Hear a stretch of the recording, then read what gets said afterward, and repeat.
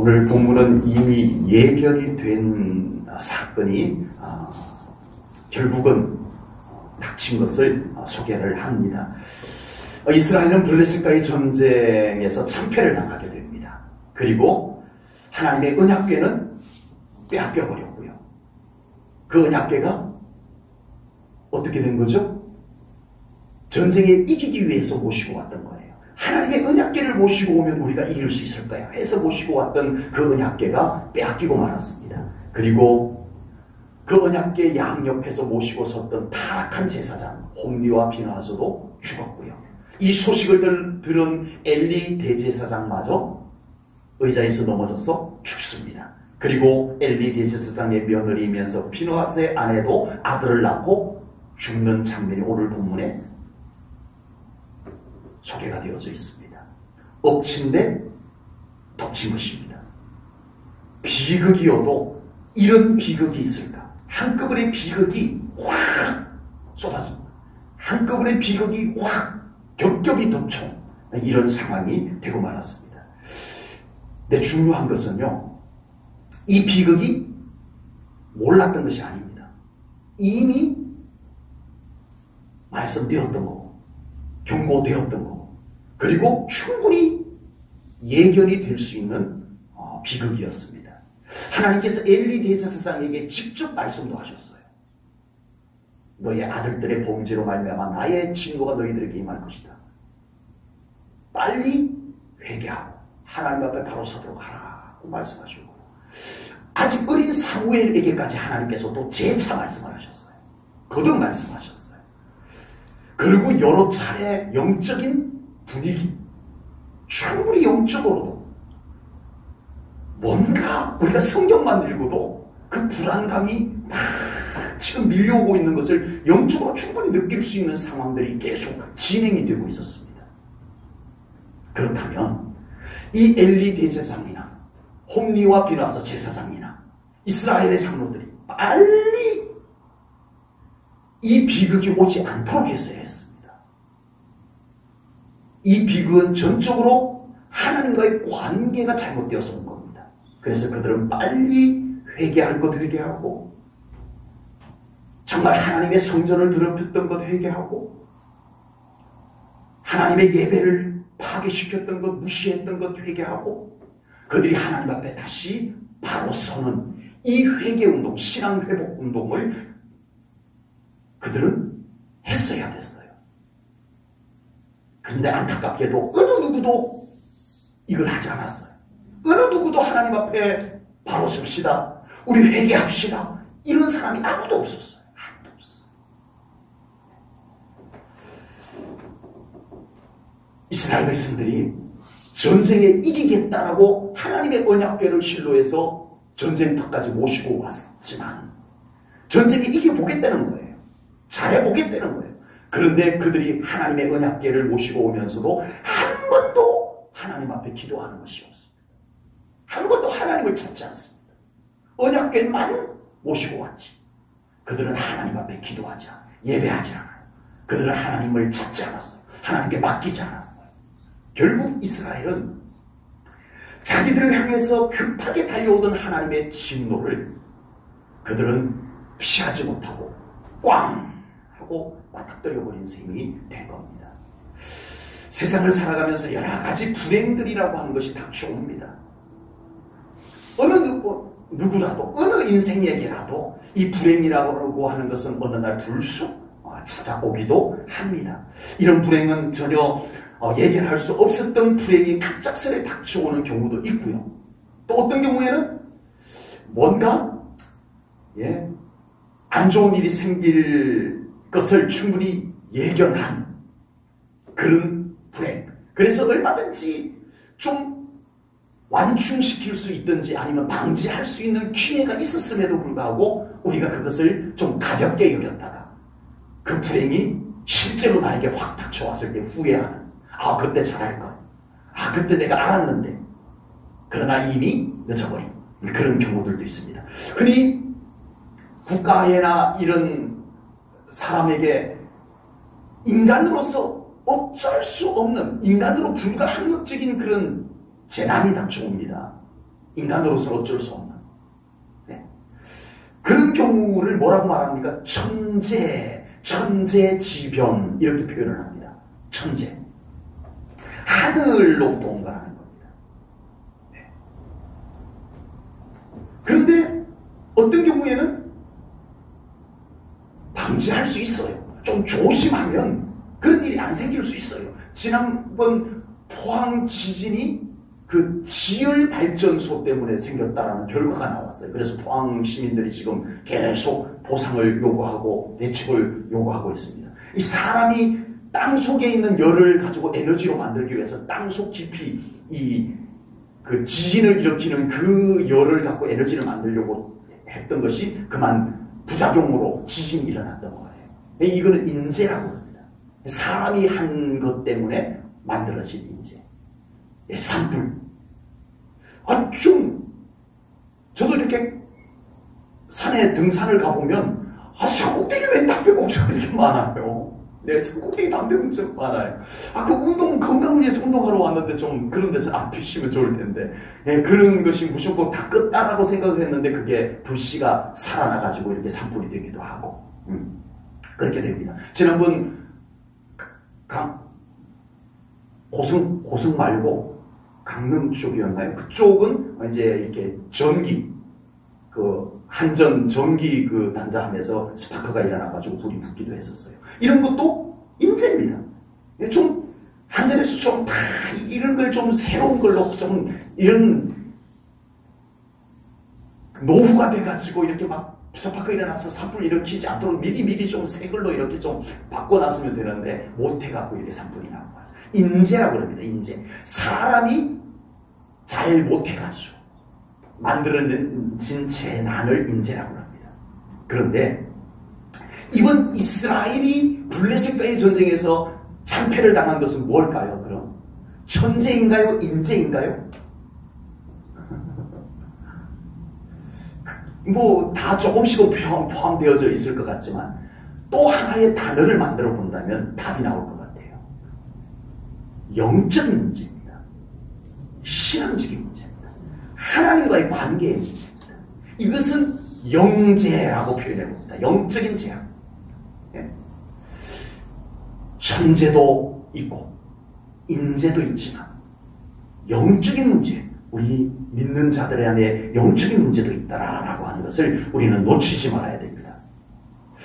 믿음의 사람에게는요, 하나님으로부터 복이 계획되어져 있고 그 복이 우리에게로 오는 줄로 믿습니다. 아멘. 네.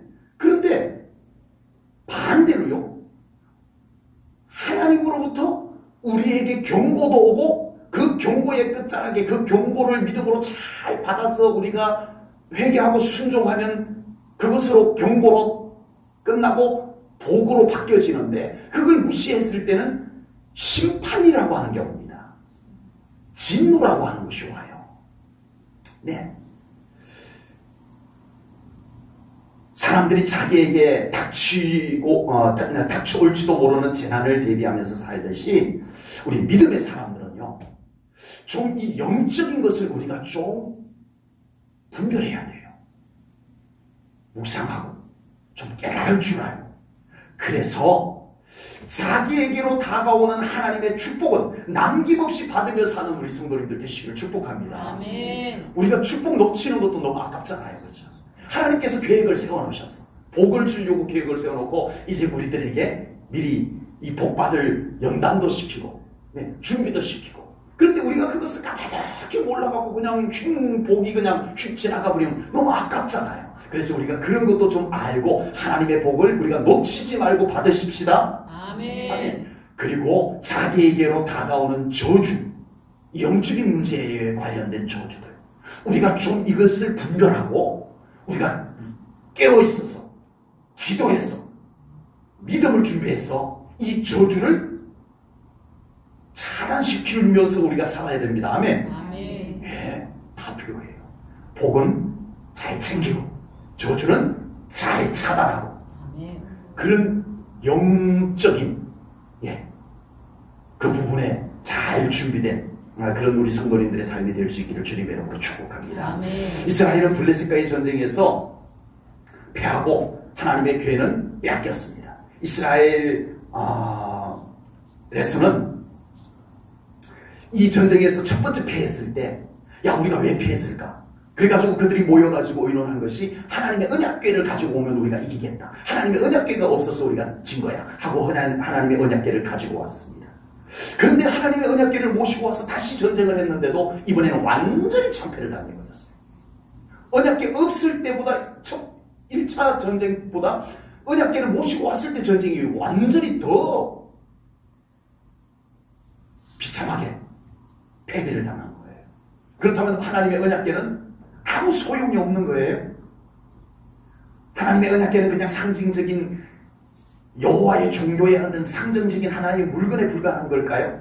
그렇지 않습니다. 이후에 다윗은 이 언약궤를 다윗의 성에 장막을 치고 그곳에 모시고 24시간 찬양을 하나님께 올려드립니다. 그러자 하나님께서 그곳에 영광 가운데 임재하시고, 그래서 다윗 성 안에 평안이 임하고 이스라엘 전체에 평안이 임하기 시작합니다. 아멘. 하나님의 언약궤가 아무 쓸모가 없는 게 아니에요. 아니, 어떤 때는 그 하나님의 언약궤를 모시고 그곳에서 하나님 앞에 찬양을 드리고 예배를 드릴 때 하나님께서 그곳에 놀라운 평화를, 태평성대를 이루어 주시더니 왜 이번 전쟁에는 언약궤가 아무런 효과도 없었냐고요. 아무런 효과가 없었냐고요. 여러분, 언약궤는요, 언약궤는 미신에 나오는 도깨비 방망이 같은 것이 아닙니다. 그냥 두드리면 그냥 뭐가 툭 나오고 두드리면 툭 나오고 이게 아니라는 거예요. 그 요술 램프가 아닙니다. 요술 램프 보고 나와라, 진이 나와라. 그러면 거기서 거인이 쫙 나와가지고 도와주고, 아, 이제 됐어. 그러면 쑥 들어가고. 이게 아닙니다, 언약궤는. 언약궤는 뭐예요? 하나님께서 그 이스라엘 백성들의 연약한 믿음을 돕기 위해서 증거의 궤로 주신 거예요. 언약의 궤로 주신 거예요. 내가 너희들과 함께 한다는 표시다. 이 궤를 볼 때마다 너희들이 누구를 생각하라? 하나님을 생각하라는 거예요. 너희들이 이 언약궤를 볼 때마다 나 여호와를 생각하라. 이거였어요. 그래서 준 게 언약궤예요. 그런데 이 언약궤에서 하나님이 쏙 빠져버리면 뭐예요? 상자에 불과합니다. 하나님이 쏙 빠져버리면 언약궤는 상자에 불과해요.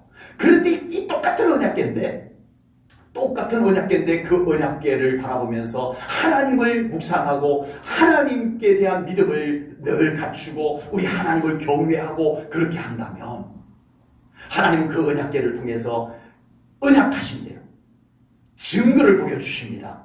그래서 이 언약궤에는 세 가지 이름이 붙어요. 언약궤, 또 증거궤, 또 법궤. 십계명 돌판이 그 안에 들어가 있어서 법궤 이런 표현들. 언약궤와 증거의 궤는 그 의미를 아주 잘 설명하는 용어예요. 하나님께서 함께 하신다는 언약의 궤, 하나님께서 함께 하신다는 증거의 궤예요. 그래서 이 언약궤는 그 자체에 신비함이 있는 것이 아니고 그 언약궤를 통해서 하나님과의 관계가 이루어질 때 온전해진다라고 하는 겁니다. 이스라엘 백성들은 언약궤만 모시고 왔어요. 하나님은 모시고 오지 않았어. 하나님은 쏙 빼놓고 언약궤만 모시고 오니까 무슨 효과가 있냐, 여러분. 그리고 엘리 대제사장도요, 이제 이스라엘 백성들이 전쟁을 하러 간 뒤에 혼자서 의자에 앉아가지고 언약궤 걱정을 하고 있어요. 언약궤 빼앗기면 어떡하지? 언약궤 빼앗기면 어떡하지? 이러고 걱정하고 있어요.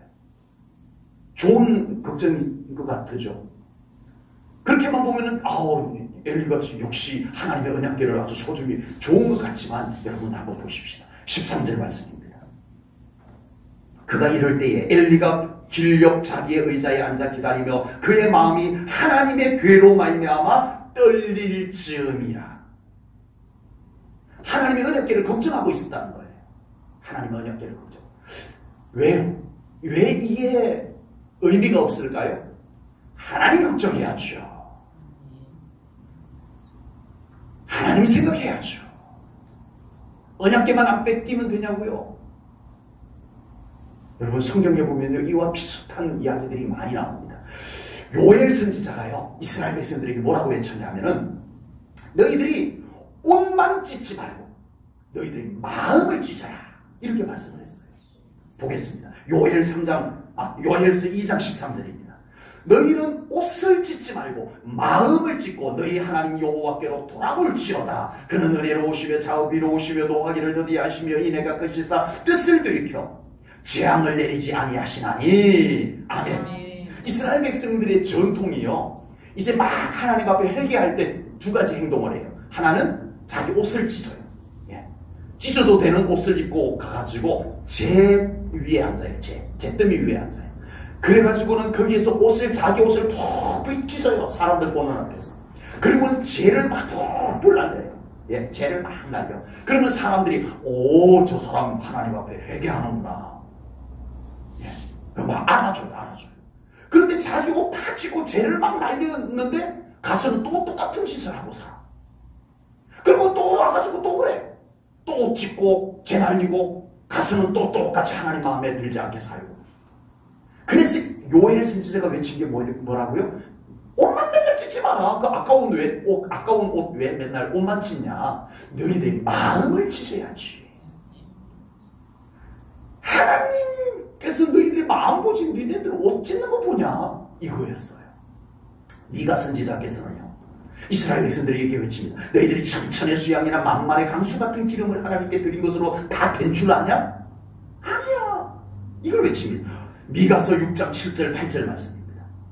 여호와께서 천천의 수양이나 만만의 강물 같은 기름을 기뻐하실까? 내 허구를 위하여 내 마다들을 내 영혼의 죄로 말미암아 내 몸에 열매를 드릴까? 사람아, 주께서 선한 것이 무엇임을 내게 보이셨나니 여호와께서 내게 구하시는 것은 오직 정의를 행하며 인자를 사랑하며 겸손하게 내 하나님과 함께 행하는 것이 아니냐. 아멘. 나 이번에 하나님께 엄청난 제물로 하나님께 제사를 드렸어. 그러니 하나님이 날 잘 봐줄 거야. 착각하지 말라는 거예요. 그렇게 제물을 드려놓고 가서는 하나님과 함께 살아가지 않는 거예요. 무슨 소용이 있냐고 미가 선지자가 외치는 거예요. 안타깝게도 너무나 많은 믿는 자들이 종교적인 형식만 갖춘 것으로 신앙생활을 다 한 것으로 착각을 하고 있다는 겁니다. 우리는 항상 나 자신이 하나님과 동행하는 신앙생활이 되어야 됩니다. 아멘. 나와 하나님이 하나가 될 수 있는 신앙생활이 되어야 됩니다. 아멘. 하나님은 내가 한 그것을 보시는 것이 아니고 뭐를 보실까요? 나를 보세요. 하나님은 내가 한 무언가를 보는 게 아니고 나의 중심을 보세요. 아멘. 우리 이거 놓치면 신앙생활 잘못할 수도 있습니다. 하나님은 나를 보세요. 엘리디스 사장은 이스라엘이 전쟁에서 패했다는 소식을 듣고 하나님의 언약궤를 빼앗겼다는 소식을 듣고 아들이 죽었다는 소식을 듣고 의자에서 꽝 넘어져서 돌아가십니다. 정확하게 하나님께서 엘리 제사장에게 하셨던 말씀대로 이루어진 거예요. 그리고 사무엘 선지자에게 말씀했던 것이 그대로 이루어진 거예요. 하나님께서 거듭 말씀하셨는데 엘리 제사장에게도 말씀하시고 사무엘에게도 말씀하시고 그리고 계속 중간중간에 영적인 어떤 사인을 보내주셨음에도 불구하고 하나님의 말씀을 신중하게 받지 않았어요. 그들이 하나님의 말씀을 가볍게 여기고 무시했지만 하나님은 정확하게 말씀하신 것을 하나님의 때에 이루셨다라고 하는 겁니다. 하나님의 말씀을 가볍게 여기고 하나님의 말씀을 믿음으로 받지 않는 것은 그 사람의 자유입니다. 뭐라고 하겠어요? 어떻게 하겠어요? 그러나 하나님은 하신 말씀을 정확하게 이루시는 하나님이십니다. 정확하게 이루십니다. 하나님의 말씀이 이루어질 때 그때에 후회하는 것은 늦습니다. 하나님이 말씀할 때 깨달아야죠. 하나님의 하신 말씀이 이루어질 때는 이미 늦었다는 겁니다. 늘 하나님의 말씀을 두렵고 떨리는 마음으로 말씀을 받고 순종하는 우리 제1전원교회 성도님들 꼭 되시기를 주님의 이름으로 축복합니다. 아멘. 엘리 제사장의 며느리이면서 비느하스의 아내가 남편이 죽었다는 소식, 시아버지가 죽었다는 소식, 언약궤가 빼앗겼다는 소식을 듣고 죽게 됩니다. 이 비느하스의 아내는 임신을 하고 있었어요. 이제 그 때에 해산할 때가 가까웠었습니다. 이 소식을 듣는 순간에 갑자기 복통이 일어나가지고 해산을 하게 되는데 아들을 낳고 죽게 됩니다. 그 아이를 산파 역할을 했던 여인들이 이 죽어가고 있는 비누하스의 아내, 아기 엄마 산모에게 이제 막 죽어가는 것을 좀 희망을 주기 위해 가지고 아들 낳았어 라고 했지만 이 산모는 아무 대꾸도 하지 아니하고 딱 한마디 하고 죽습니다. 딱 한마디 하고. 그 딱 한마디가 뭐였죠? 아들 이름을 지어놓고 죽습니다. 그런데 더 슬픈 것은 그 아들의 이름 뜻이에요. 이 엄마가 아들을 낳고 죽어가면서 자기 아들 이름을 지어놨는데 그 아들 이름의 뜻이, 의미가 너무 슬퍼요. 이가봇이라는 이름을 짓습니다. 그런데 그 뜻이 하나님의 영광이 떠났다라는 뜻입니다. 오늘 본문 21절 22절을 보겠습니다. 이러기를 영광이 이스라엘에서 떠났다 하고 아이 이름을 이가봇이라 하였으니 하나님의 괴가 빼앗겼고 그의 시아버지와 남편이 죽었기 때문이며 또 이러기를 하나님의 괴는 빼앗겼으므로 영광이 이스라엘에서 떠났다 하였더라. 비느하스의 아내는요, 대제사장의 집에 시집을 왔을 때 얼마나 가슴이 두근거렸겠어요. 이스라엘의 대제사장 가문의 며느리로 들어왔다는 것, 정말 제사장의 아내로 시집 왔다는 게 얼마나 영예로운 일이겠어요. 모두가 다 부러워했을 거예요. 와, 대사장 가문의 며느리로 들어가니 얼마나 좋겠어. 제사장의 아내로 들어가니 얼마나 좋겠어 했겠지만 이 며느리는 시집을 와보니 시아버지가 대제사장인데 그렇게 존경하고 우러러보았던 대제사장이 무능력, 무기력한 거예요. 남편 제사장이라고 큰 신앙의 기대감을 가지고 시집을 왔는데 세상에나 그 제사장이기 때문에 시집을 왔던 그 남편이 타락한 제사장. 세상에 들려오는 소문이 성전에서 성전 봉사하는 여자들을 간음했다는 소식, 자기 남편이 그런 짓을 했다는 소문이 들리니 이 여인네의 마음이 어떠했겠냐. 상처투성이의 마음을 안고 이 신앙의 고뇌를 가지고 살다가 결국은 그 남편 죽었다는 소식, 시아버지 죽었다는 소식, 하나님의 언약궤가 빼앗겼다는 이 청천벽력 같은 소식을 듣게 됩니다. 그리고 그 충격에 의해서 해산을 하고 아들을 낳고 죽습니다. 죽으면서 남긴 말, 이가봇이라고 남겼습니다. 보통 이런 비극이 오면 어떻게 말하죠? 재수 없었다거나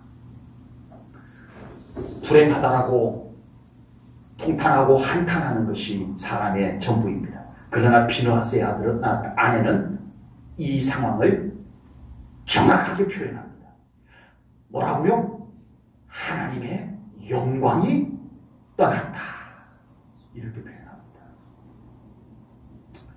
하나님을 믿고요, 예수님을 믿는다는 사람들조차도요, 자신의 삶에 찾아오는 좋고 나쁜 일들을 다만 인간적으로 생각합니다. 영적인 분별을 가지지 않고 생각을 합니다. 그냥 재수가 좋아서 좋은 일이 생겼다고 생각하고, 그냥 재수가 나빠서 안 좋은 일이 생겼다고 생각합니다. 믿는 사람들조차도 그렇게 생각을 하고 넘어갑니다. 우리의 삶에 좋은 일이 왜 생겼는지 하나님께 여쭙고 하나님께 감사와 영광을 돌리는 믿음의 성도님들이 되어야 됩니다. 우리에게 정말 어려운 일이 생겼을 때 왜 이런 어려운 일이 생겼는지 하나님께 기도하고 맡기고, 회개할 것 회개하고, 우리 하나님 앞에 다시 하나님을 붙잡고 이 문제를 하나님께 맡겨드려서 회복할 수 있는 기회를 만들어내는 것이 우리 믿는 자의 삶이 되어야 합니다. 비느하스의 아내가 이것은 어느 누구도 하나님의 영광이 떠났기 때문에 우리가 지금 이 비극을 맞이했다라고 생각하지 않고 있을 때, 정작 상처나는 한 여인은 하나님의 영광이 떠났기 때문이라고 정확하게 표현하고 죽습니다. 비느하스의 아내가 마지막 남긴 이 말은요, 매우 선지자적인 메시지입니다. 지금 이스라엘의 모든 비극은 하나님의 영광이 떠났기 때문에 온 것이 맞습니다. 우리의 삶에 하나님의 영광이 얼마나 소중한지 우리 모르고 살아가는 성도들이 정말 많습니다. 여러분, 다윗과 시편의 기자들이 시편 속에서 그들의 고백이 있는, 찬송이 있는 시편 속에서 하나님의 영광을 얼마나 노래했는지, 고백했는지 보면 놀랄 정도입니다. 제가 오늘 이 말씀 준비하면서 성구사전을 한번 찾아봤어요. 시편 속에서만, 성경 전체 말고 시편 속에서만 하나님의 영광을 노래한 성경 구절이 몇 개나 되는지 쭉 찾아서 세봤더니 50개가 나와요. 시편에만. 거기다가 하나님의 영광과 관련된 의미를 갖고 있는 하나님의 얼굴 광채, 하나님의 얼굴 빛, 뭐 이런 것까지 다 포함을 시키면 그보다 훨씬 더 많습니다. 훨씬 더 많습니다. 그러니까 이 사람들은요, 정말 하나님의 영광을 중요한 줄 알았어요. 그래서 구했어요. 그리고 하나님께서는요, 정말 아니나 다를까, 예루살렘 성전에 하나님의 영광이 가득했을 때는 그 나라 전체에 하나님의 태평성대가 이루어졌습니다. 아멘. 아멘. 아멘. 정말 그랬어요. 그 나라 안에 천막을 치고 있었지만 초라한 천막을 가지고 하나님께 찬송 올려드리는 장소를 만들어 놓고 거기에 언약궤를 모시고 찬송을 했음에도 불구하고 하나님께서 그곳에 영광으로 임하셨어요. 아멘. 평안했어요. 하는 일이 잘 됐어요.